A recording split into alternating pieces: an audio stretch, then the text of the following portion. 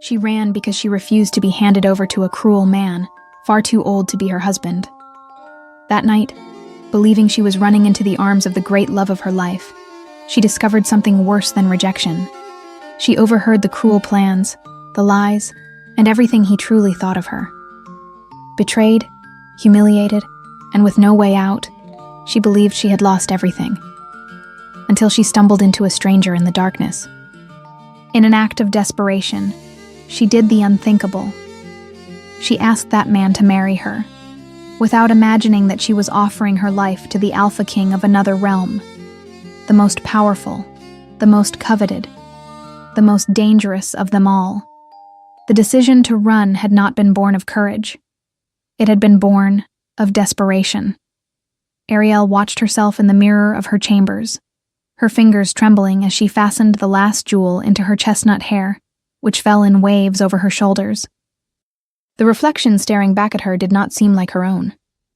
That woman with red, swollen eyes, skin too pale, lips pressed into a thin line of determination.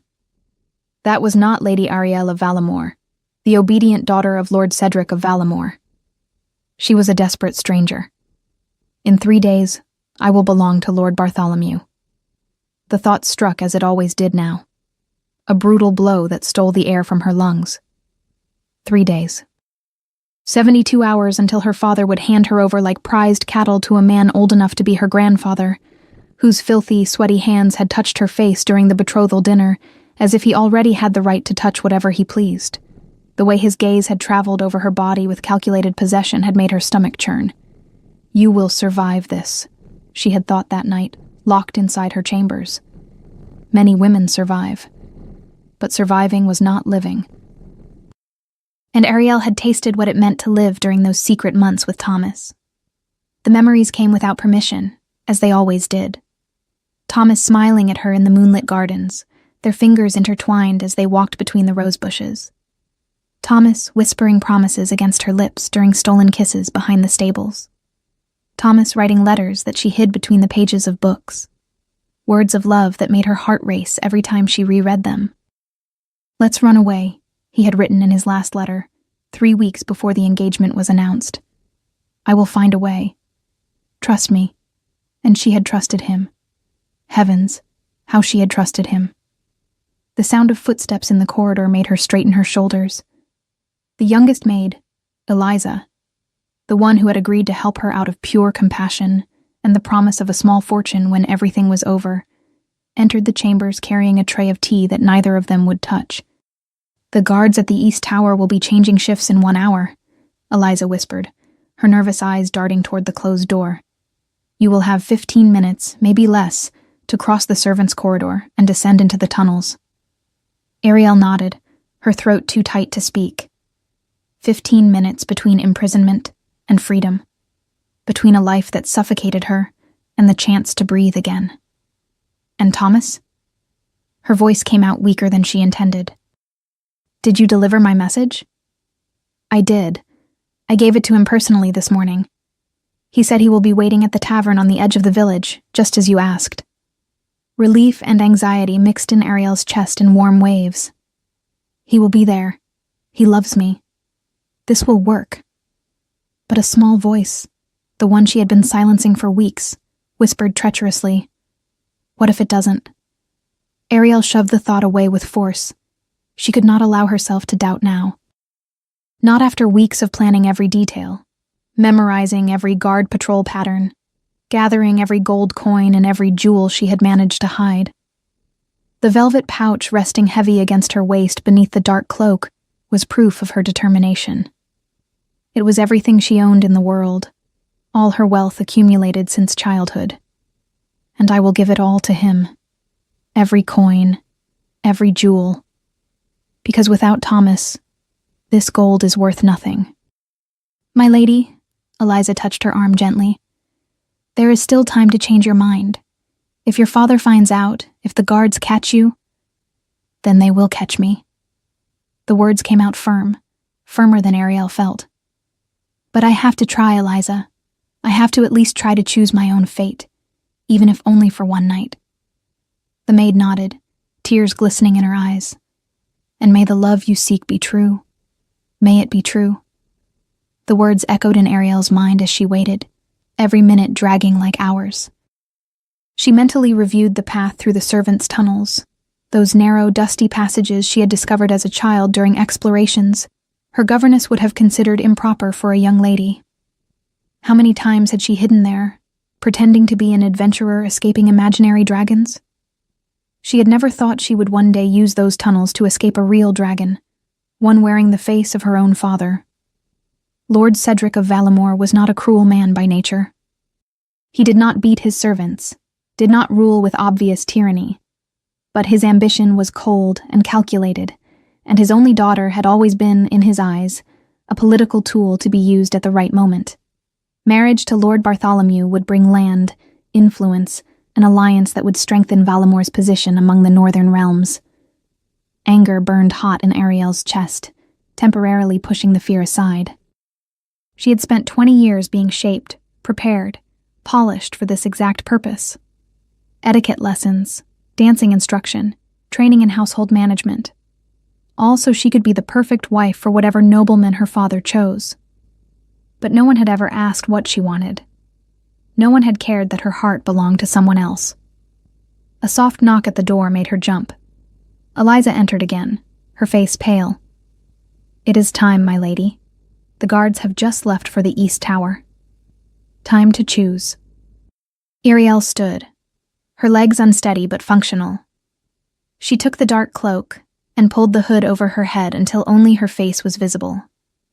The velvet pouch bumped against her thigh with every movement, reminding her of the weight of her decision. "Eliza." She clasped the maid's hands tightly. "Thank you. For everything. When Thomas and I are safe, I will send the payment I promised. Just stay safe, my lady. Just be happy." There were no more words. Ariel followed Eliza through the silent corridors of the castle, every step measured and careful. The familiar sounds of the night surrounded her, the distant crackle of fireplaces, the low murmur of voices from the servants' quarters, the lonely howl of the wind against the stone windows. "I will miss this," she thought with surprise. "This place, this life, despite everything." But the sense of loss was already mixed with relief when they finally reached the entrance to the servants' tunnels, hidden behind a faded tapestry in a rarely used corridor. Eliza pulled the heavy fabric aside, revealing the old wooden door that creaked as it opened. 15 minutes, the maid whispered urgently. "No more. After that, the guards will be back." Ariel nodded and stepped into the darkness of the tunnels. The tunnel was narrow and stifling. Ancient dust clung to her skin. Cold stones scraped her fingers as she hurried forward. Her heart pounded so loudly it seemed to betray her escape. She did not stop. She did not think. She simply moved. The tunnels finally opened into a hidden exit near the outer stables, far from the eyes of the main guards. Ariel pushed the door open, and the cool night air struck her like a slap, carrying with it the scent of hay and horses. Freedom. The stone streets of the village were deserted at this hour, most families already gathered inside their homes. Ariel kept her hood low over her face, her steps quick even in delicate shoes that had never been meant for running. The tavern stood at the edge of the village, where travelers stopped before continuing north. A perfect place for two people to disappear without many questions. Thomas will be there, he promised. The warm lights of the tavern appeared ahead, voices and laughter spilling through the windows. Ariel slowed her pace, forcing herself to breathe more steadily. She could not enter looking like a desperate madwoman, even if that was exactly how she felt. Her hand touched the velvet pouch once more, feeling its comforting weight. "This will work. I will give him the money. We will run away before dawn. And tomorrow we will be far enough that my father will never find us." She pushed open the tavern door. Heat hit her first, the smell of beer and smoke and sweaty bodies. The tavern was busy for a weekday night. Tables filled with men playing dice and sharing tankards, a few women serving drinks with tired smiles. No one looked twice at the hooded figure who entered. Ariel's eyes scanned the room, searching. Where is he? Where? And then she saw him. Thomas was sitting in a dark corner, his familiar figure leaning over a table with two other men. The smile on his face was wide, animated in a way Ariel rarely saw. He came. He really came. But relief was quickly replaced by confusion. He brought other people? Why? Unease grew in her chest. They were supposed to flee immediately. There was no time for social conversation. Every minute spent there was another minute for the guards to discover her absence. Maybe they are people who will help us, she tried to convince herself. Maybe he arranged transportation But something about his body language was wrong. Too relaxed, too confident, like someone in no hurry at all. Ariel began to move toward him, but her instincts made her hesitate. Instead, she slipped between the tables, keeping to the shadows, approaching from a different angle where she could hear them without being seen. Just to be sure. Just to understand what was happening. It had to be her imagination. It had to be her nerves making her see problems where there were none. The voices reached her in fragments at first, lost amid the general noise of the tavern. Then she moved closer, hiding behind a thick wooden pillar, and Thomas's words struck her like physical blows. She should be on her way now, he was saying, checking the moon's position through the window. Probably crawling through the castle tunnels at this very moment, thinking she's being so clever. One of the men laughed, a harsh sound that made Ariel's stomach twist. And she really believes you're going to run away with her? A common-blood werewolf with Lord Cedric's daughter? Believes? Thomas leaned back in his chair, his grin wide and cruel. She is completely convinced. You should have seen the way she looked at me during our secret meetings, like I was some kind of romantic hero from her stupid books. Thomas, save me. Thomas, take me away. Thomas, I love you. He mimicked her voice, high and whiny, and the men burst into laughter that seemed to echo straight through Ariel's bones. No, this cannot be happening. The older man wiped tears of laughter from his eyes. So the plan stays the same? We help you escape with her. Take you out of the village, as agreed. Exactly. Thomas took a satisfied swig of beer. You'll escort us along the northern roads, like hired guards protecting us. It will look legitimate. The fool will feel safe, even protected. And when we reach Thornwood Forest? The younger man asked, leaning forward with morbid interest. Thomas's smile widened, predatory and cruel. Then we do exactly what we planned. I take all her gold, all the jewels that spoiled noble brat has been hoarding for years, and the three of us split the fortune. Then we leave her there, alone and with nothing, far enough from home that she can't easily return. A fortune split 3 ways, the older man murmured, his eyes gleaming with greed. Enough for each of us to live comfortably for years. Far more than that, my friend. Thomas raised his tankard in a mocking toast. Jewels from a noble house, gold collected since childhood. We're talking about enough wealth to buy land, start businesses, live like lords in any village we choose. And all we have to do is pretend to help a lovesick fool for a few hours. And if she causes trouble afterward? If she tells someone? Thomas shrugged with cruel indifference. Who will believe her? A desperate noblewoman who ran away from home to meet a lover and was abandoned in the forest. They'll think she lost her mind from shame. And even if someone does believe her, the 3 of us will be far too gone to be found, with enough money to disappear into different realms if necessary.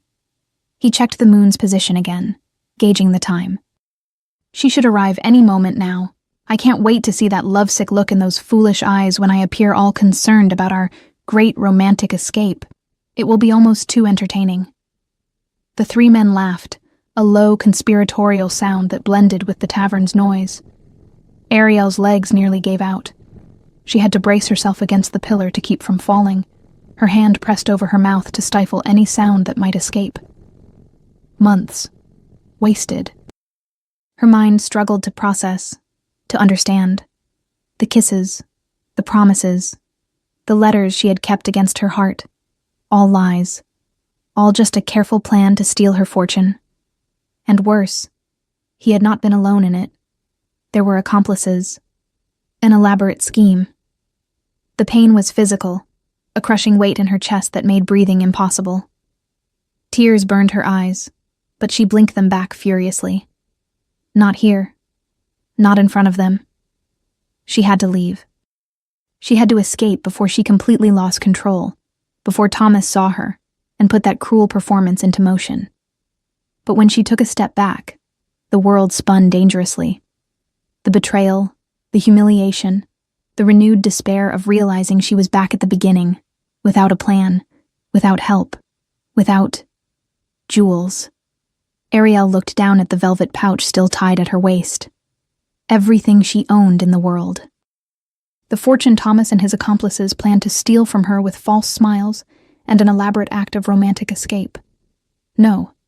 The pain began to turn into something else, something colder, sharper. Anger.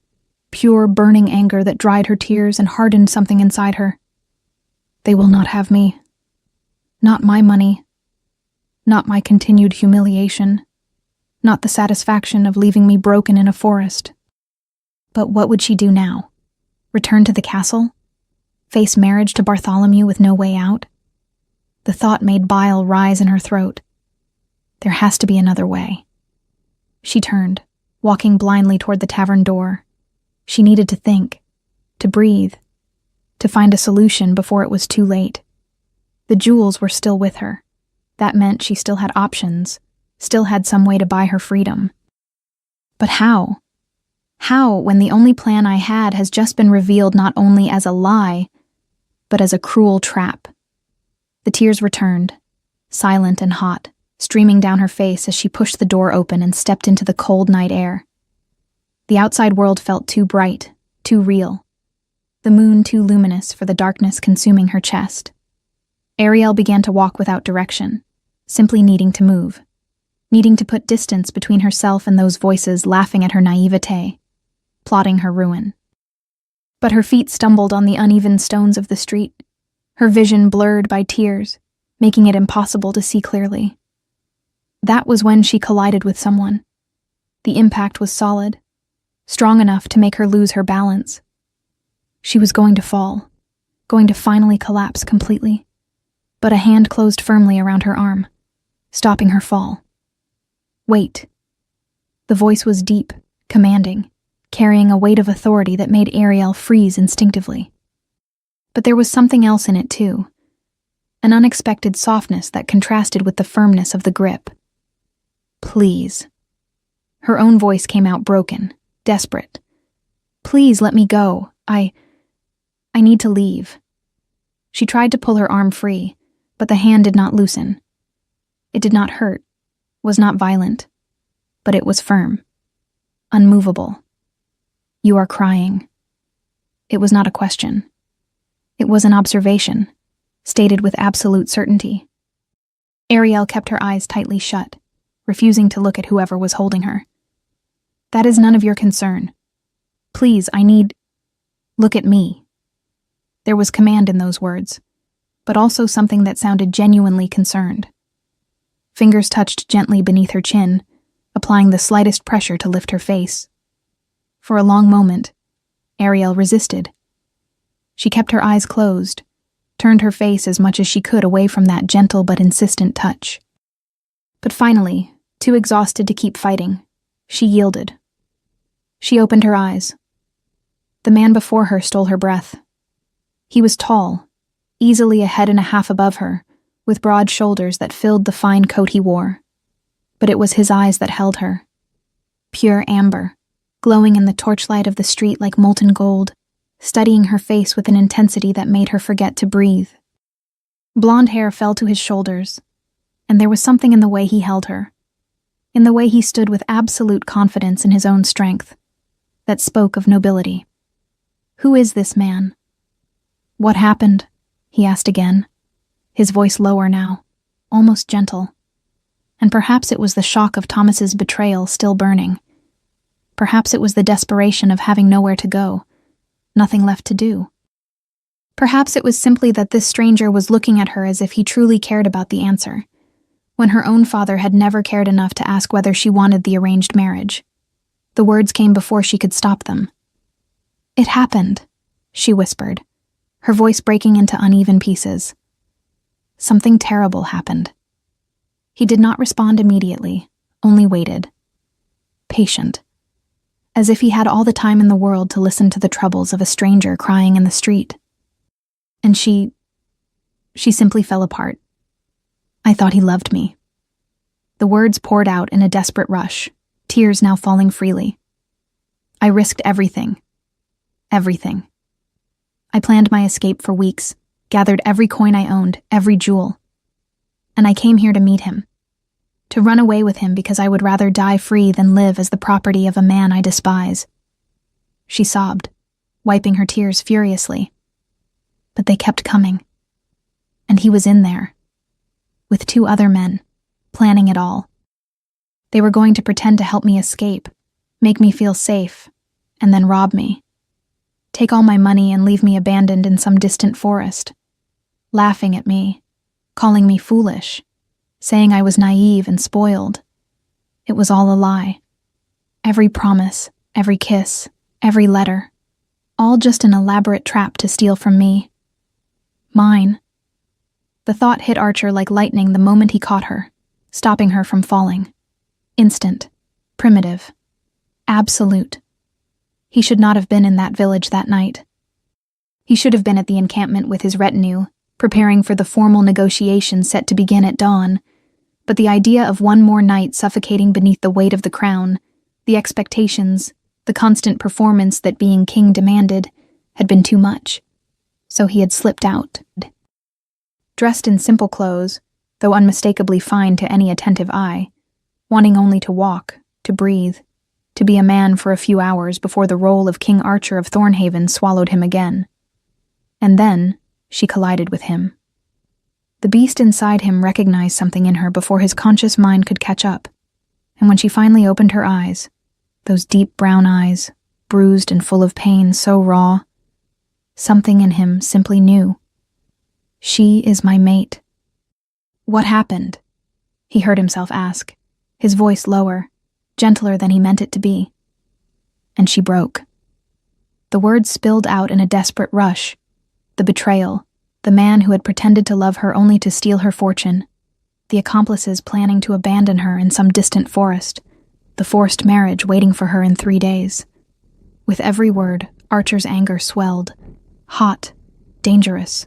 The growl he swallowed at the back of his throat would have sent men running. His fingers tightened slightly around her arm. Not enough to hurt, but enough for the beast inside him to feel that he was holding what was his. Who dared lay hands on her? Who dared plan to harm her? But he held himself in check, forced every muscle to loosen, forced his voice to stay calm while he let her pour it all out. Because she was shattered, vulnerable, and pushing anything now, even protection, would be just another way of taking her choices away. She's brave, he thought, admiration mixing with fury. Desperate, but unbelievably brave. When she finally stopped, wiping at her tears with angry, frantic strokes, he simply kept holding her. Let his presence be an anchor. Waited. And it was she who broke the silence in a way he never could have expected. You can't help me. The words came out like a plea dressed up as resignation. I have nowhere to go. Nothing except... She touched the pouch at her waist. Except this. Archer watched in silence, trying to understand where she was going with this. It's gold, jewels, everything I own in this world. Fresh tears slid down her cheeks. I was going to give it all to him, that liar. And now I don't know what to do. My father will find me when the sun comes up, and in 3 days I'll be chained to Lord Bartholomew. She looked up, and Archer saw the exact moment desperation turned into reckless determination. But you, she whispered, studying him. You're a nobleman. The way you carry yourself, the clothes, you have standing, influence. Her hands went to the pouch, and Archer watched, stunned, disbelieving as she untied it. Torchlight flashed on gold as she opened it, offering it to him with shaking hands. What is she? I have this, a fortune. Her voice strengthened through the tears. And I'll give it all to you. She drew a deep breath, lifting her chin. "If you marry me." The shock was total. She is asking me to marry her. This woman is trying to buy me. Archer looked at the pouch, then back into her eyes, bright with tears, and yet lit by a desperate courage that was both broken and unbreakable. My mate is offering gold to buy me as her husband. The irony was so perfect he had to fight not to laugh. "Please," she went on, taking his silence for refusal. "I know it sounds insane, a stranger offering money to marry her, but I don't have a choice. If I'm already married, if I already have a husband, my father can't force me. The contract with Bartholomew will be void." The tears kept falling, but her resolve was absolute. She had been betrayed, but she was not giving up. She was fighting. And then Archer started to laugh, not loudly, not cruelly, just a low sound of genuine amusement. "Why are you laughing?" Offense edged her confusion. "I'm not laughing at you. It's just the irony." He took the pouch, and the casual way he held it, as if the weight meant nothing, should have been a clue. "What if I told you there's something more permanent than marriage? Something that guarantees no one, neither your father, nor this Lord Bartholomew, nor any other man, can ever claim you?" She blinked. "More permanent than marriage? Among our people there is the claiming bond." His voice dropped, heavy with meaning. "A connection that goes beyond papers and vows, recognized above any noble law. Once it's established, no one can undo it." Her eyes widened. Recognition. "The claiming bond," she repeated, her voice small. "My grandmother told stories about the old bonds, about how in the past werewolves claimed each other through moon and blood. She said it was law above any marriage, that it transcended noble agreements." Ariel paused. "But I thought it was a legend." "It isn't a legend. It's just become rare." She studied him. "And you know how to create it?" "Yes," he said. "My grandmother said only pure-blood alphas still held that knowledge." Awe rose in her voice. "You're an alpha." It wasn't a question. "Yes." Ariel looked at the pouch, then at him. Then she asked the questions that proved her mind was still working. "Does this bond really nullify the marriage to Bartholomew? My father wouldn't have the power to take me from you? The bond overrides any human agreement. The moment it's completed, you will be under my protection. Your father will have no legal power to force you. The contract with Bartholomew will be void." She processed it, weighing it. This wasn't an impulsive decision. It was a conscious choice. "And the bond is permanent," she said slowly. "My grandmother said once it was made, it couldn't be broken, that it tied two people together forever." "Yes." He would not lie to her. Ariel stared at him for a long moment, and Archer watched the battle inside her, fear warring with necessity, doubt with courage. She was afraid of trading one prison for another, afraid that this powerful alpha would become a different kind of chain. But she looked into his eyes and saw something Thomas's betrayal had nearly destroyed. Honesty. Certainty without deception. And still, she chose. "I accept," she said, firm. "It has to be my choice. I can't be forced into anything else. I need to offer something so it's a transaction where I have power." So determined to keep her dignity. "Then I accept what you're offering. Not because I need it, but because offering it matters to you." Hope flickered. "So you'll create the bond?" "Yes, but only if you say it again when you're calmer." Archer cupped her face gently. "I won't trap you in another kind of cage. I need you to be sure, not just desperate." She held his gaze, breathed, and when she spoke, there was absolute strength in it. "I'm sure. I want this. Mine. Then come." Archer guided her down the street. When they passed an alley, he stopped, eyes catching on the shadows. Marcus. A figure stepped out, power and loyalty radiating from him. "Gather 2 guards. The clearing to the north. We need witnesses." Marcus looked from Archer to Ariel, eyes widening. "Your Majesty, you..." Go. Absolute command. Marcus vanished. Ariel looked at Archer, almost choking on the word. Your Majesty? Why did he? The look Archer gave her was pure control. Dominant, but not threatening. Marcus has formal habits. Ignore it. But she didn't ignore it. Your Majesty. The word planted seeds of questions. The clearing opened beneath the full moon, washed in silver. Marcus waited with 2 guards. Archer turned his attention back to Ariel. The bond will be created through a bite. It will be here. He touched lightly where her neck met her shoulder. The place our people recognize. My grandmother described it, Ariel murmured. She said it was intimate.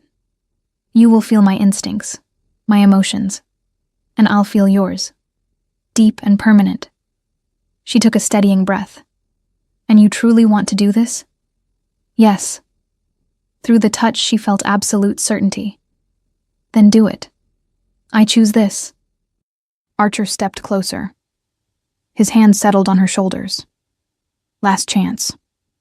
I'm not changing my mind. Keep your end. He smiled, then swept her hair aside.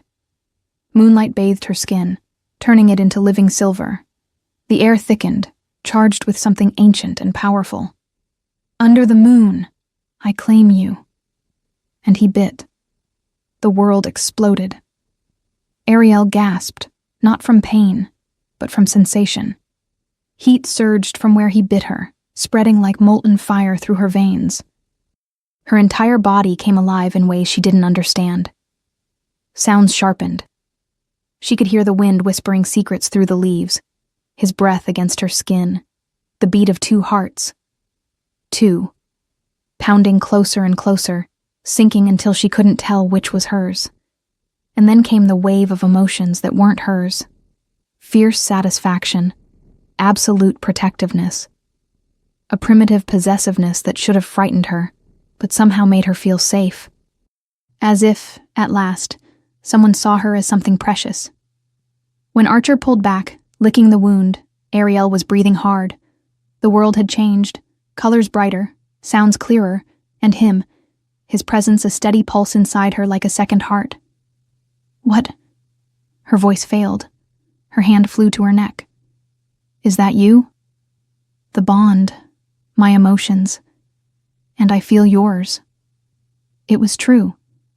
Through the connection, she felt his certainty, his strength, and something possessive that should have scared her, yet made her feel safe in ways she had never felt before.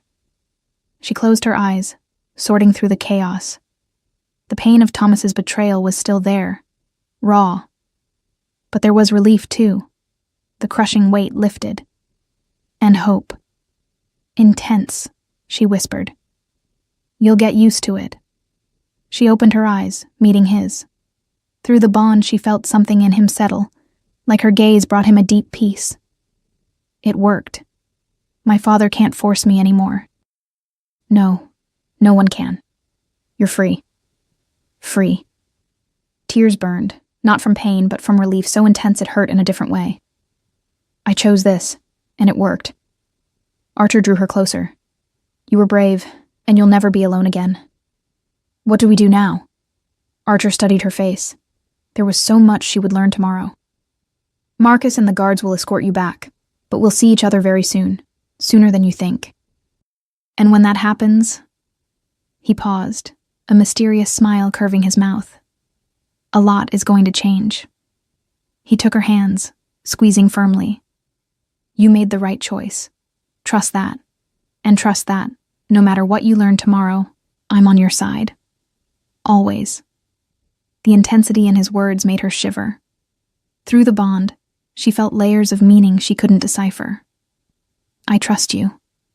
Her words cut through Archer like a blessed blade. Trust. After being betrayed so brutally. She looked at him with clean eyes, unaware that what bound them went far beyond the claiming bond they had just formed. She didn't recognize it. Not yet. Her heart had been so fixed on that wretch, Thomas, so shattered by betrayal, that when his primal instincts screamed mate the moment they touched, she was too blinded by pain to hear it. To feel the call that rang through every fiber of his being. She is my Luna, and she has no idea. The irony was almost poetic. She had offered gold to buy a husband of convenience, never realizing she was offering treasures to a man who already considered every one of her breaths more valuable than all the kingdoms in the world. But he would wait. He would let her discover it in her own time. Tomorrow would bring enough revelations. His identity, his kingdom, the weight of the crown he carried.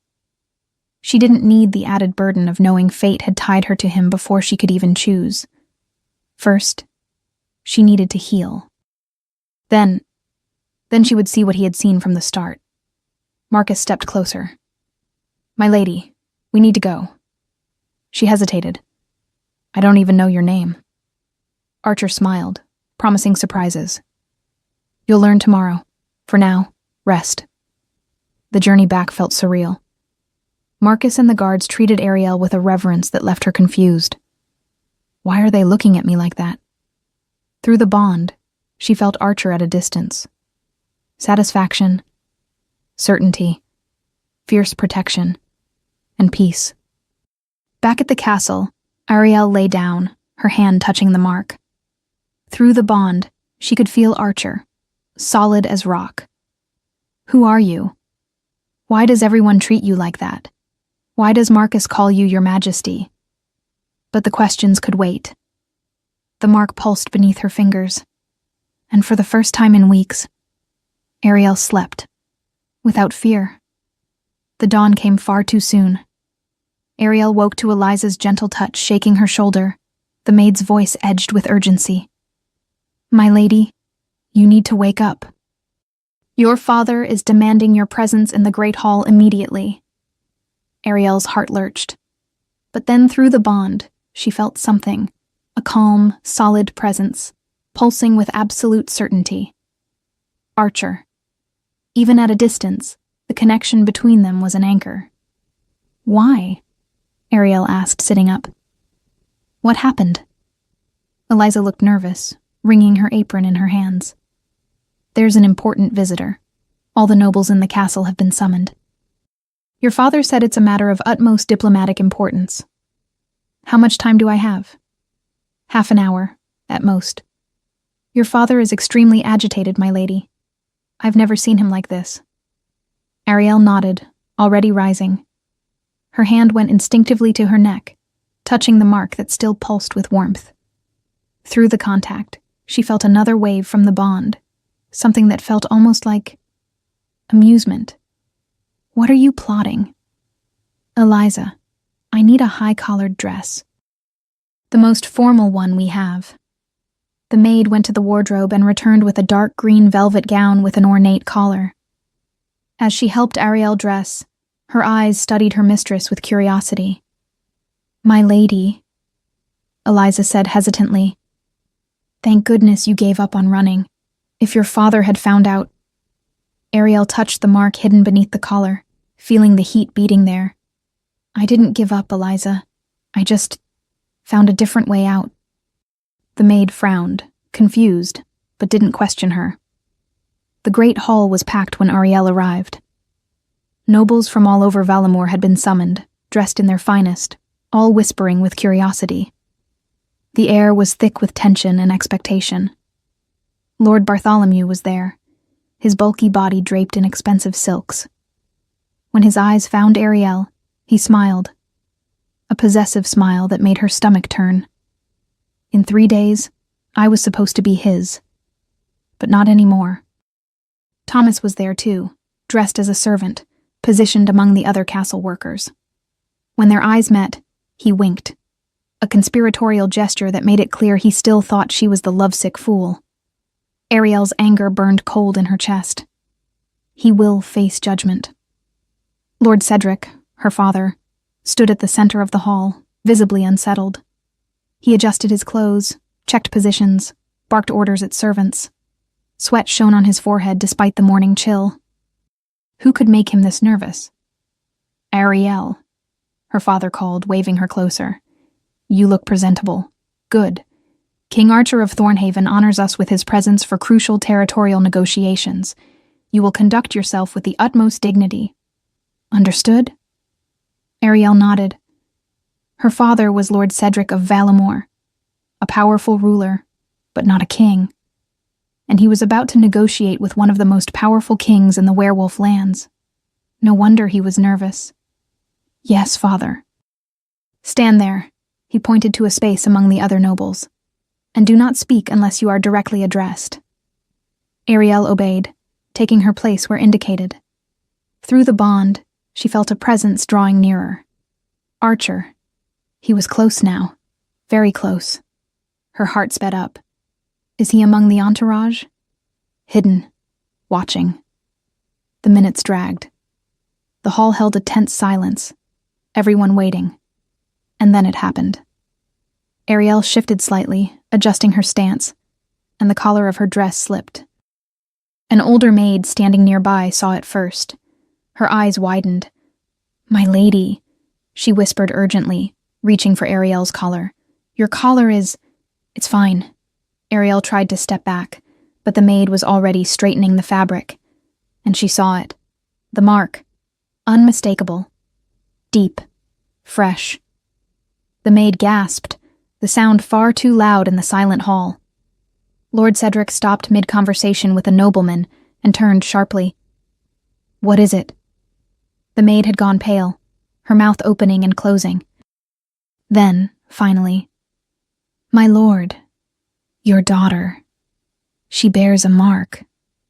Ice flooded Ariel's veins. The entire hall seemed to freeze, conversations dying as everyone turned to stare. Lord Cedric crossed the distance in furious strides, seized Ariel by the shoulder and yanked her collar down without ceremony. The mark was exposed for all to see. Perfect. Fresh. Unmistakable. A claiming bite placed exactly where werewolf tradition demanded. The silence that followed was absolute. Then Lord Cedric erupted. "What is this?" His voice thundered, furious and disbelieving. "Ariel, what have you done?" She lifted her chin, refusing to shrink even as every eye turned on her. "I took control of my own fate." "Control?" His face went red. "You're marked. Marked by a claiming bond. Who? Who dared touch you without my permission?" "No one touched me without my permission," Ariel replied, steel in her voice. "I consented, fully and knowingly. I chose this."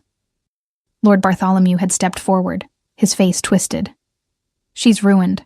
Our contract is void." "That was the point," Ariel said, looking straight at him. "I'd take anything over belonging to you." The slap came fast. Her father's hand struck her cheek hard enough to snap her head to the side. Pain flared sharp and hot, blooming across her skin, leaving an immediate red mark.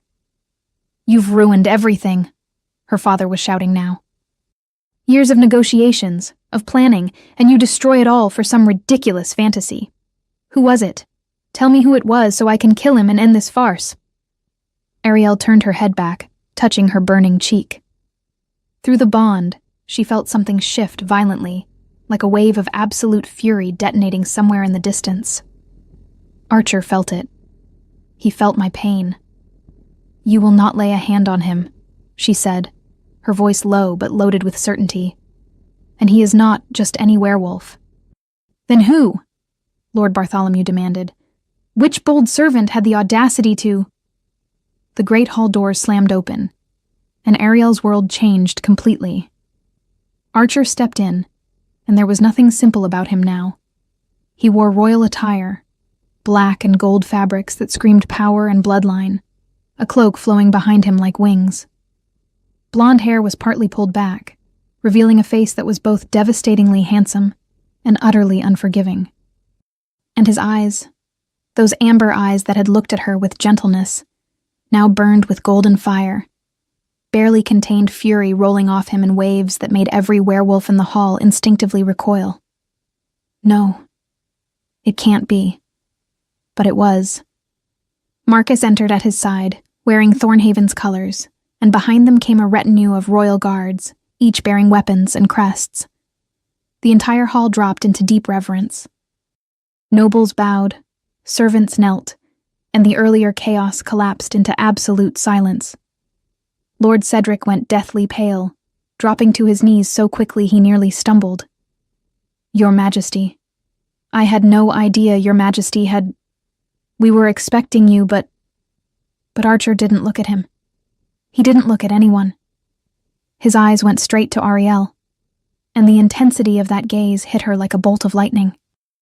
He crossed the hall in measured steps, every movement heavy with authority and barely restrained fury. Nobles moved out of his way without thinking, self-preservation taking over. Ariel stood frozen, unable to move as the truth crashed over her like a tidal wave. The man I offered gold to. The man I proposed marriage to as if he needed my fortune. The stranger in the street who accepted my desperate offer. He was King Archer of Thornhaven. Humiliation burned through her, tangled with shock. He knew.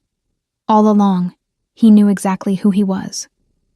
But through the bond, that connection that now made such terrible sense, she felt his answer. Not mockery, fury at her pain, satisfaction at finally revealing himself, and something deeper. Mine. Someone touched what is mine. Archer stopped directly in front of her, so close she could feel the heat of his body, the power radiating from him.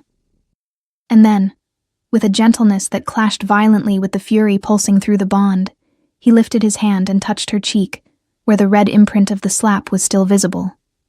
His fingers were soft, but she felt the tremor of contained rage in them.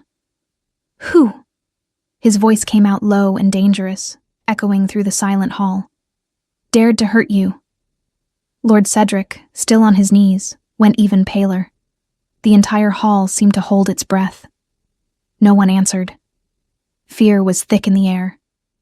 Archer didn't take his eyes off Ariel, but his next question was aimed at the room. "I asked, who dared to lay hands on her?" The silence stretched, heavy and suffocating. Finally, a voice shook from the floor. "Lord Cedric." "Your Majesty, I didn't know that Your Majesty had..."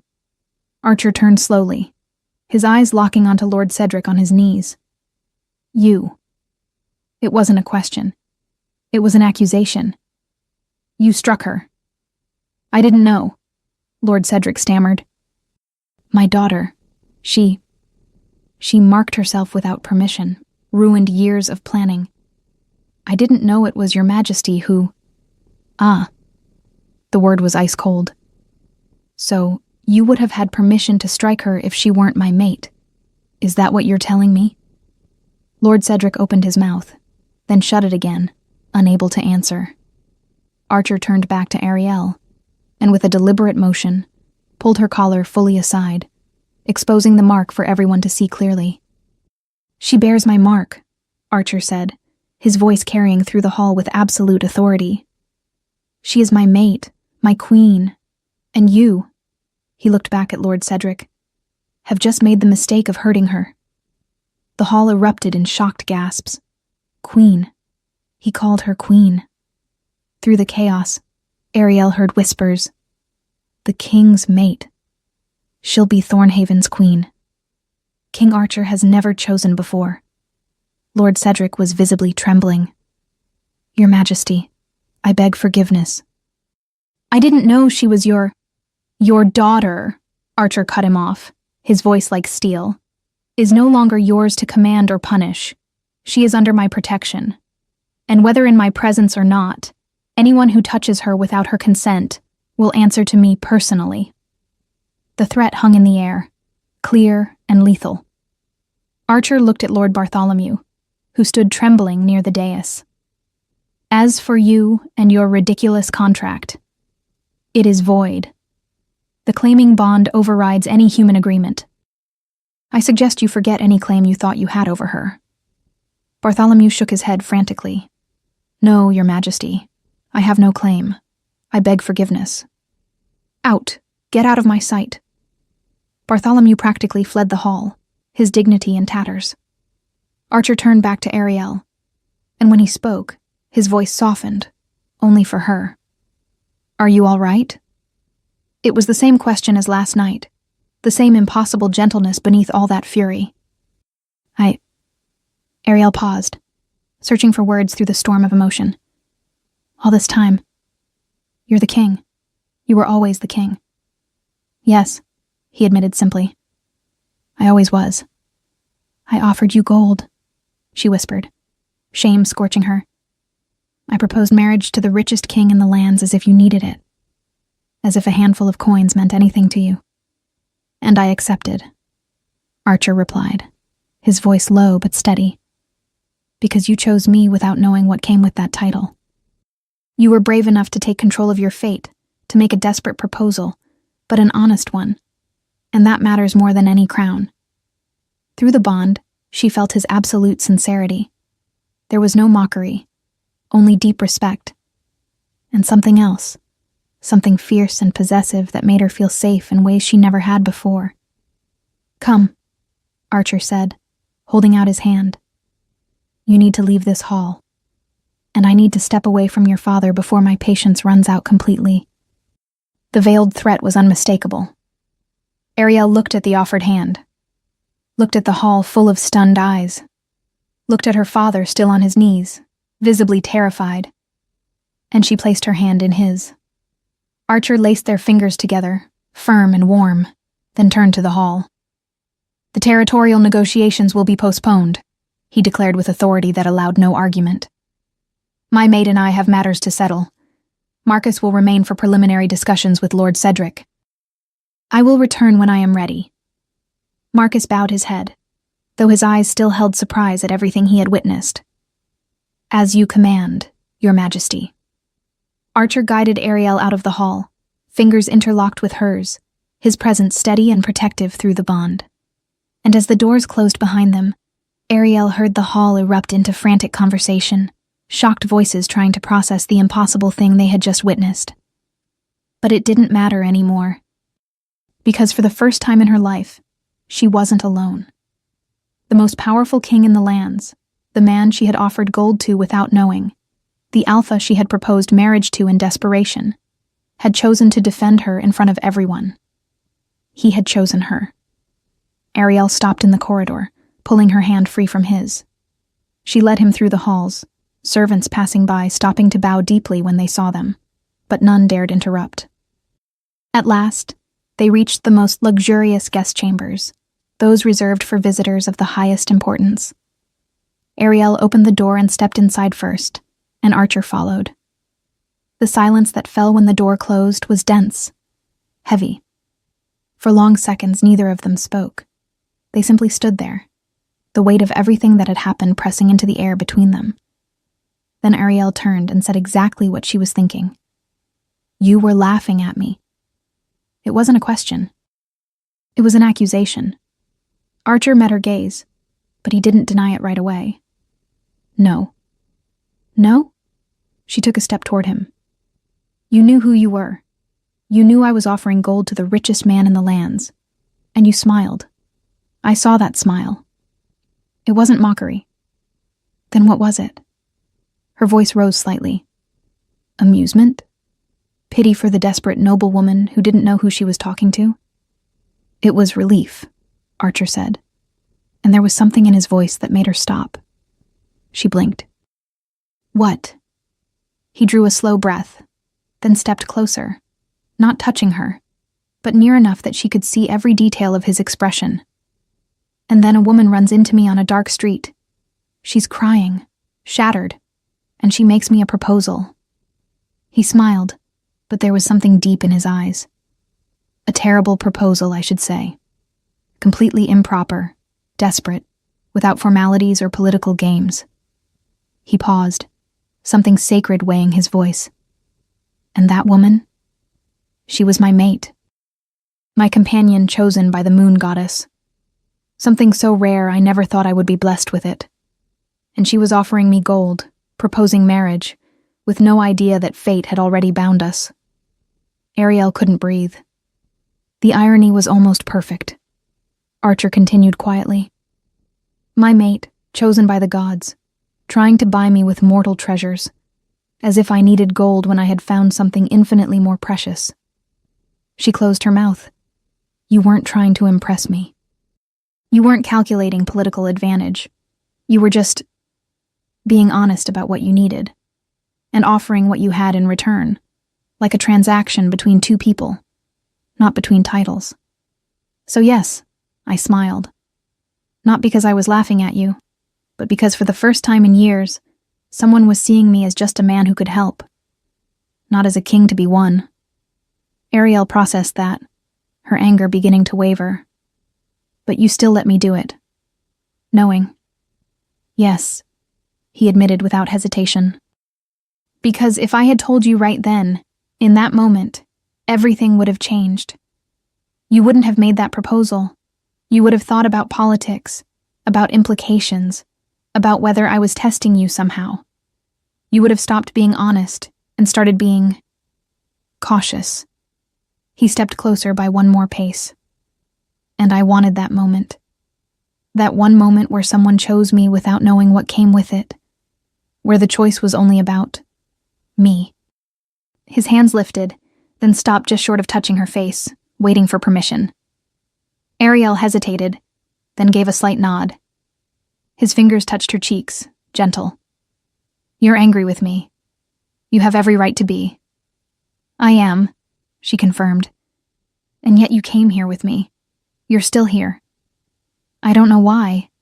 I think it's that shiny, hypnotizing hair. What happens now? Archer smiled faintly. You tell me. You made a proposal yesterday. I accepted. We formed a bond that cannot be undone. And now, he paused. Now you have to decide whether you can forgive me for keeping the truth. Whether you can trust me, even knowing I made that mistake. And if I can't? She asked, testing. Something painful crossed his eyes. Then we'll figure out how to navigate it. Because the bond is permanent, Ariel. You are my mate, my queen, whether you're angry with me or not. But I would prefer it to be more than obligation. Ariel took a deep breath, then nodded. So, we start over? Somehow? A small smile curved his lips. If you want to. She extended her hand, formal. Lady Ariel of Valamore, future queen of Thornhaven, apparently. Archer took her hand, but instead of shaking it, he lifted it to his lips, kissing her fingers gently. King Archer of Thornhaven, your mate, and occasional idiot. Despite everything, Ariel laughed, a small surprise sound that slipped out before she could stop it. Occasional? She arched a brow. I'm trying to be optimistic, he said, and there was real humor in his eyes now. And then, because she couldn't resist, because the bond pulsed with something warm and real between them, because he was looking at her as if she were the most precious thing he had ever seen. Ariel leaned in and kissed him. It was hesitant at first, just a soft brush, a question, a test. But Archer responded immediately. A low sound escaped his throat as one of his hands slid to the back of her head, fingers threading into her hair. The other went to her back, pulling her closer with an urgency that stole her breath. The kiss deepened quickly, turning into something more intense, more necessary. Ariel gasped against his lips, and Archer took advantage, tilting his head, changing the angle, deepening it even further. It wasn't gentle now. It was hunger, need, everything held back since the night before finally unleashed. His hand in her hair tightened slightly, holding her exactly where he wanted her, controlling the angle, the depth. The other slid down her back, fingers pressing through the velvet of her dress, feeling every curve, pulling her so close there was no space left between their bodies. Ariel felt her legs weaken, but Archer held her, steady, strong, unmovable. Her hands rose to his chest, feeling solid muscle beneath the fabric, then slid to his neck, fingers sinking into his hair, pulling him closer, deeper, demanding more. Archer groaned against her mouth, a low, primal sound vibrating through her, and suddenly they were moving. He guided her back until her shoulders met the wall, then pressed her against it, his solid, warm body erasing any space between them. One hand remained in her hair, keeping her head at exactly the angle he wanted. The other slid along the curve of her waist, her hip, fingers pressing with a possessiveness that should have frightened her, but only made her melt. The kiss was devastating. deep and consuming, stealing the air from her lungs and replacing it with liquid fire. His mouth moved against hers with desperate urgency, his tongue exploring, claiming, marking her in ways that left no visible scars, but that she would feel forever. Ariel couldn't think, couldn't breathe. She could only feel. His heat wrapping around her completely, the strength in his hands, his taste on her tongue, something wild and dark that made her want more, always more. When they finally broke apart, both of them were breathless, foreheads pressed together, hearts beating in sync through the bond. "Ariel," Archer whispered, his voice utterly ruined. She opened her eyes slowly, meeting his. Amber darkened, blazing with hunger that made her stomach tighten. "I'm still angry with you," she whispered, but the words carried no real force. Archer smiled, slow, dangerous, promising things that made her heart race. "I can live with that." He kissed her again, gentler this time, but no less intense. And through the bond, Ariel felt everything. His desire, but also protection, possessiveness, pride in her, and something deeper she wasn't ready to name yet. When they parted again, Archer rested his forehead against hers, his fingers still threaded through her hair. Ariel closed her eyes, feeling the bond pulse between them, that connection that went far beyond what she had initially understood. How did I not see it? The truth struck her with sudden clarity. That night, on the dark street, when he held her for the first time, the recognition had been there. Primitive. Absolute. Mate. But she had been so consumed by Thomas's betrayal, so blinded by pain, so broken by the love she had given the wrong man, that she couldn't feel it. Couldn't hear what her instincts were screaming. She had offered gold to her destined mate without recognizing him. And now, with her heart beginning to heal, with Thomas's pain turning into distant memory instead of open wound, now she felt it. Clearly. Completely. This bond wasn't just the claiming bond she had asked for. It was the mate bond.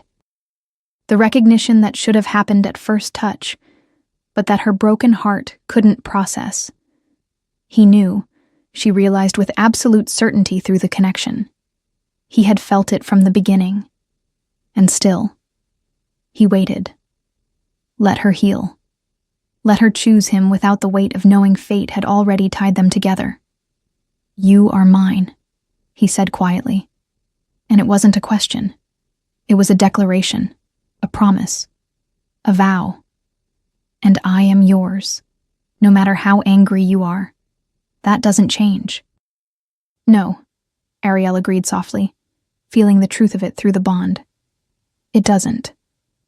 Archer pulled back slightly, though his hand still held her waist.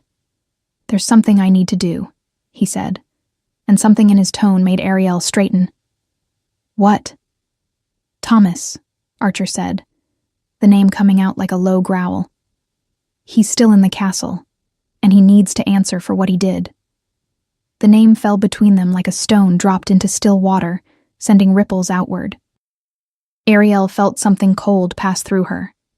She had almost forgotten, lost in the last few minutes. "What are you going to do?" "A trial. Public." His eyes hardened. "I want everyone to see that betraying you has consequences, that planning to hurt you comes at a price." He paused, studying her face. "But only if you want it. The choice is yours." Through the bond, Ariel felt his fury, controlled, but absolute. And she felt the respect, too. The way he was waiting for her decision. "I want to be there," she said, her voice firm. "I want to see him answer for it. I want to look him in the eyes and feel nothing. No love, no pain." Pride shone in Archer's eyes. "Then that's what we'll do." He stepped away, going to the door and opening it. Marcus stood on the other side, as if he had been waiting. "Summon the hall," Archer ordered. "All nobles, all servants who wish to witness. There will be a trial in 1 hour. Thomas, son of William, the blacksmith.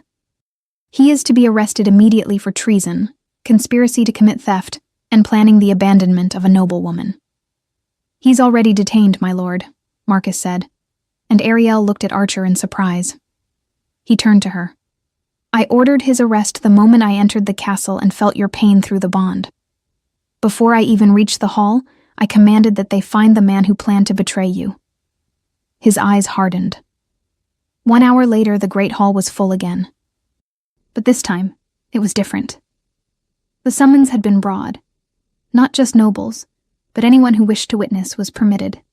Servants, guards, villagers from the town. The hall was packed, people pressing in to see. The news had spread quickly. King Archer would conduct a trial. His mate, the future queen, would be present. And the accused was Thomas, the blacksmith's son whom many knew. Ariel entered hand in hand with Archer, and this time there was no shame in her steps. Head high, shoulders back, the mark clearly displayed. 2 thrones had been placed, one for the king, and one for her, for the queen. Archer helped her sit first, a deliberate gesture that did not go unnoticed by the crowd, then took his place beside her. When their hands met on the armrest between the thrones, fingers lacing naturally, the message was clear. Marcus stepped forward, his voice carrying through the hall. We are gathered for the trial of Thomas, son of William, blacksmith of Valamore. He stands accused of treason against a noblewoman, conspiracy to steal property, and planning abandonment under dangerous circumstances. A murmur rippled through the crowd. The charges are severe, Marcus continued, and as this crime involves Lady Ariel of Valamore, claimed mate of His Majesty King Archer of Thornhaven, this trial will be conducted under the laws of Thornhaven, with His Majesty presiding. He paused, letting the weight sink in. Bring in the prisoner. The doors opened. Guards entered, dragging Thomas between them. He looked smaller, confused. His eyes swept the hall, so full, so many watching, until they landed on Ariel. And she saw the exact moment understanding hit him. The noblewoman he had planned to rob was seated on a throne, beside the king, with a clear claiming mark on her neck, as queen. Terror washed over his face, draining it of all color. Archer rose, and the hall fell instantly silent. Thomas, son of William. His voice rang with absolute authority. You stand accused of grave crimes against Lady Ariel of Valamore, my claimed mate. How do you plead? Thomas opened and closed his mouth. Finally, I didn't know she was... That your Majesty? Answer the question, Marcus ordered firmly. Guilty or not guilty of the crimes presented. I didn't know, Thomas shouted, desperation coloring his voice. How could I know that she would be... that the king...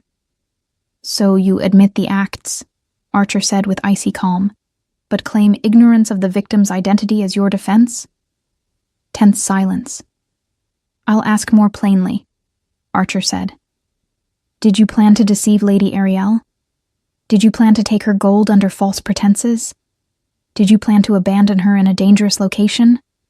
Yes or no? Thomas looked around desperately. He found no sympathy on any face. Yes, he finally whispered. But she wanted to run away. She asked me for help. I just... Call the witness, Archer ordered, cutting him off. Marcus signaled, and the man was brought forward. You, Archer pointed to the servant. Tell the hall what you heard. The man, nervous but determined, spoke, his voice gaining strength. I work at the tavern, Your Majesty. Last night I overheard Thomas and 2 other men at a table. They were drinking, laughing.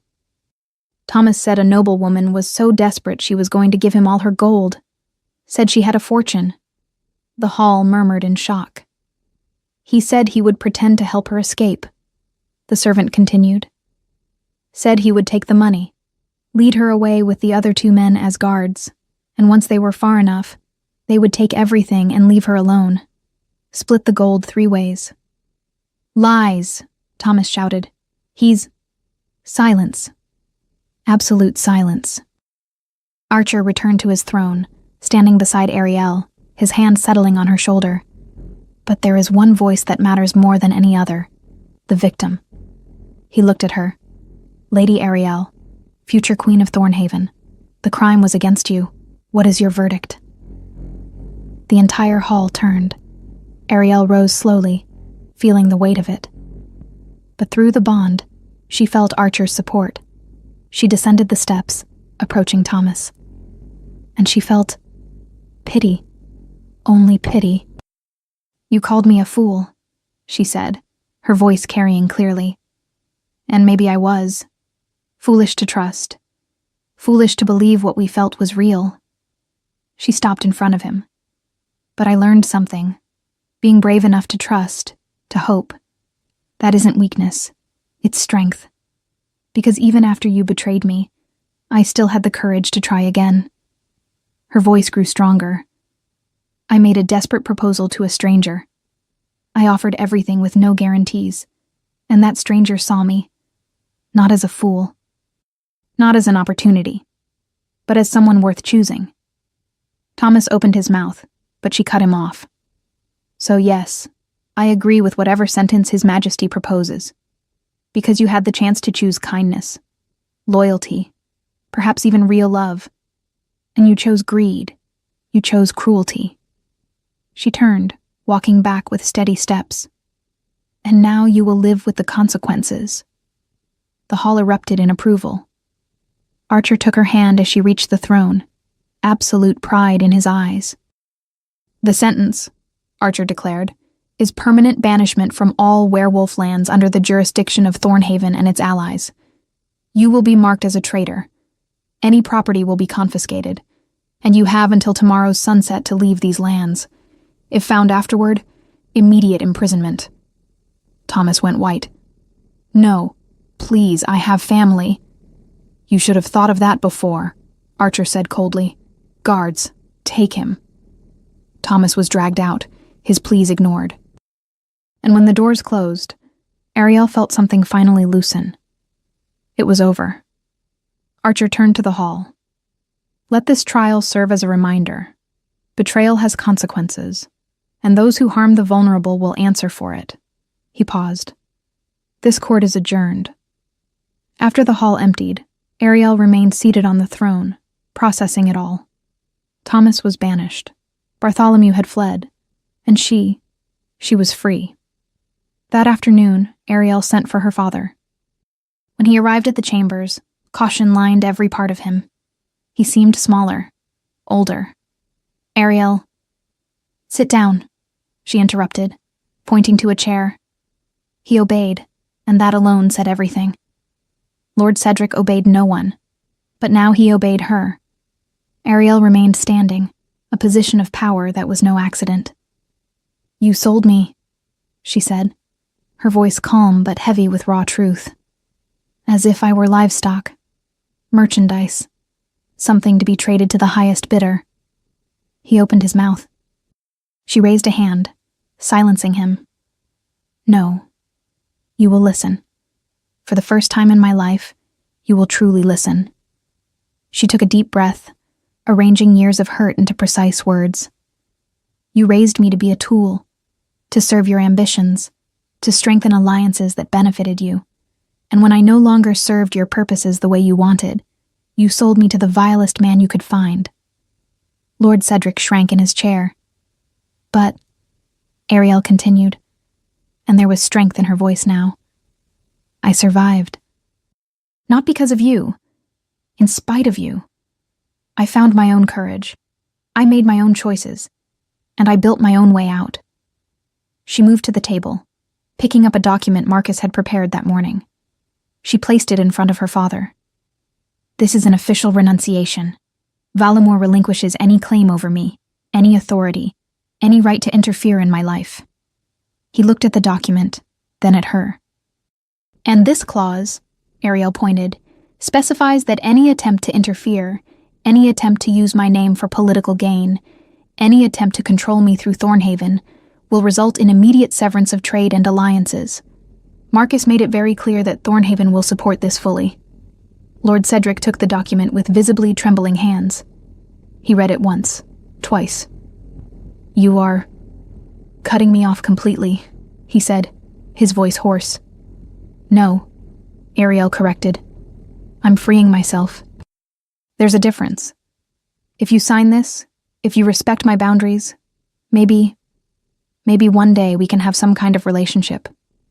But it will be on my terms, not yours." Heavy silence filled the room. Lord Cedric looked at the document, then at the daughter he barely recognized. The obedient girl was gone. In her place stood a woman who commanded respect. A queen. He began, his voice breaking. "Ariel, I'm sorry." She waited, not helping him, not softening. "Not just for selling you," he continued, the words coming with difficulty. "Though I regret that as well. But for never seeing you, for never asking what you wanted, for spending your entire life treating you like a piece on a board instead of my daughter." Tears filled his eyes, real, not manipulative. "I did what my father did to me, what was done to generations of our family, and I never stopped to question whether it was wrong, whether it was hurting you. I just followed the pattern." He wiped his eyes roughly, his hands still shaking. "You deserved better. You deserved a father who protected you, not one who sold you. And I failed. Completely." Ariel felt something tighten in her chest. It wasn't full forgiveness, but it was something. A beginning, perhaps. "I don't know if I can forgive you," she said honestly. "Not now. Maybe not ever completely. What you did left scars." "I know," he whispered. "But," she continued, "I also won't carry this weight forever. I won't let what you did define who I am." She pointed to the document. "Sign it, and let me move on." Lord Cedric took the quill. His hands shook so badly he nearly spilled the ink, but he signed, each letter carefully formed, as if he were signing not just a document, but the end of an era. When he finished, Ariel took the paper, checked the signature, and folded it carefully. "Thank you," she said simply. He looked at her surprised. "For signing, for apologizing, even if it's too late. For finally seeing me." She stepped closer, and for the first time in years touched his shoulder. Brief, but real. "I don't owe you obedience anymore," she said softly. "But I give you back your humanity. You are my father. That doesn't change. But who we are to each other, that will depend on you. On the choices you make from here on." She stepped away, heading for the door. "Goodbye, Father." It wasn't "see you later." It wasn't "we'll talk soon." It was goodbye.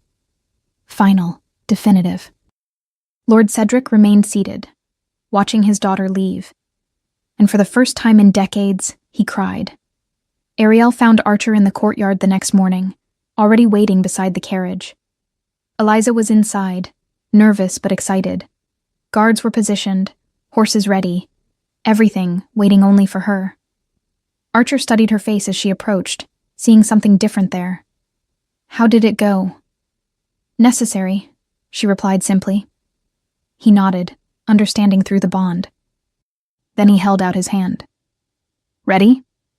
Ariel looked back at the castle one last time, the towers where she had grown up, the windows of her chambers, the great hall where she had been struck, humiliated, and then defended. And she felt nothing. No longing, no regret, no pain. Only peace. "I left a long time ago," she said, taking his hand. Archer smiled, that smile that transformed his face, and helped her into the carriage. He mounted his horse beside it. Marcus gave the signal, and the procession began to move. Ariel didn't look back. There was no reason to. Her past was sealed, signed, and delivered. Her father had his apology and her boundaries. Thomas was banished. Bartholomew had fled.